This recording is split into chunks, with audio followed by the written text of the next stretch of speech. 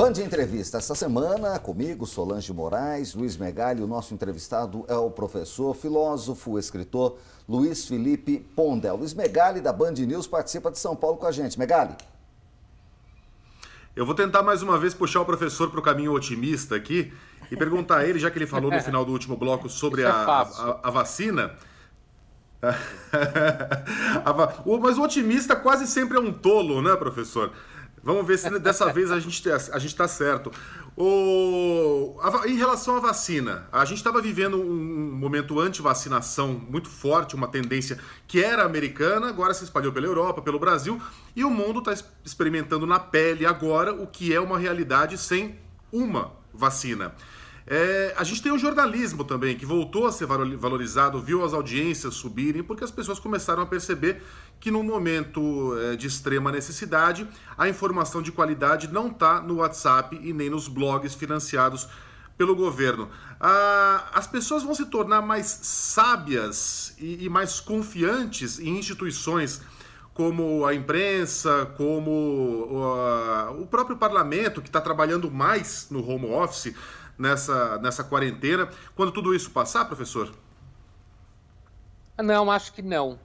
Não acredito, não. Assim, inclusive porque, por exemplo, em relação à imprensa, continua tendo o mesmo número de pessoas que xingam a imprensa o tempo inteiro e que acham que uma hora a imprensa está puxando para um lado, outra hora está puxando para o outro. Eu vou contar uma história. Ontem eu estava dando uma aula conjuntamente com um colega de Portugal, e professor da Católica de lá, e eu da Católica aqui, em São Paulo, e ele contava que num evento de política lá em Portugal, em 2016, um jornalista americano falou que ele sempre votara no Partido Democrata, mas que ele estava torcendo pelo Trump, não porque ele fosse votar no Trump, porque o Trump iria ser melhor para o jornalismo, certo? Então, assim, a vida é muito mais complicada do que otimismo e pessimismo. O jornalismo cresceu muito com a pandemia, aumentou a audiência, aumentou o número de leitores e, no entanto, ninguém vai dizer que a pandemia é bom. No entanto, ninguém que vota no Partido Democrata diria que o Trump é bom. No entanto, o Trump foi ótimo para o business do jornalismo americano, apesar dele xingar o jornalismo o tempo inteiro. Então, o problema quando você fala puxar para o otimismo, o problema normalmente do otimismo e do pessimismo é que eles simplificam a realidade.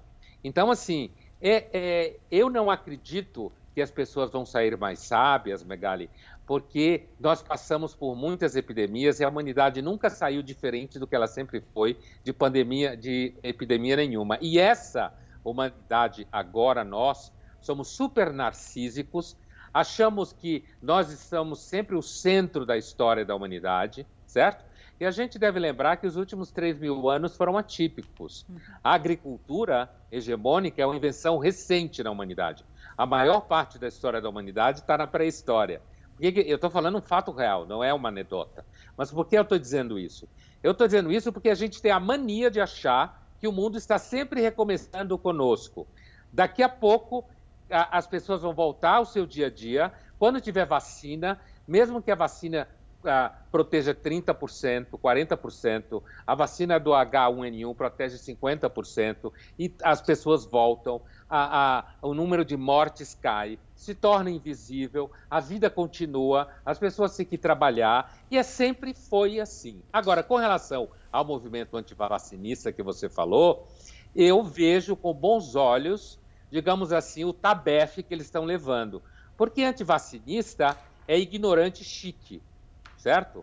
É gente riquinha, normalmente, de classe média alta ou classe média, que gosta de brincar de evitar todo tipo de doença com uma gramazinha do quintal. Nesse sentido, eu espero, apesar de não acreditar, que mais pessoas se afastem do movimento antivacinista, pare de acreditar em astrologia e acredite mais em pesquisa científica. Ok. Professor, rapidamente, nós estamos no ano eleitoral, eleições foram adiadas para o final do ano, novembro, a gente sabe disso. O senhor acha que durante a campanha eleitoral, a campanha municipal, essa onda do coronavírus vai se tornar uma bandeira para muitos candidatos? Provavelmente é natural que sim, né? Aqueles que tiverem algum conteúdo e algum material para oferecer como evidência de que, de fato, estiveram bem envolvidos e com algum sucesso no envolvimento, né? Acho que sim, e é natural que assim o seja, porque guerras, reconstrução depois de guerras, epidemias, revoluções, né, grandes revoluções como soviéticas e chinesa, todo o sofrimento associado sempre foi matéria de uso político, sempre foi substância para uso político. E aqui não vai nenhuma crítica a priori. Não vai ser diferente, né, professor? Infelizmente não vai ser diferente, isso vai ser usado mais uma vez e é um assunto que a gente vai voltar, sem dúvida alguma, a debater aqui. Professor Pondé, muito obrigado pela presença aqui no Band Entrevista. Até uma próxima oportunidade. Eu que agradeço, foi um prazer conversar com vocês. Obrigada. Bom demais. Luiz Megali, um grande abraço, até a próxima. Obrigado pelo convite, amigos. Obrigada, muito bom. Solange, a gente volta semana que vem. Voltamos, Nicolini. Obrigada pelo convite. Também. Muito bom. Obrigado a você que esteve conosco. Na próxima semana tem Band Entrevista. A gente espera você. Até lá.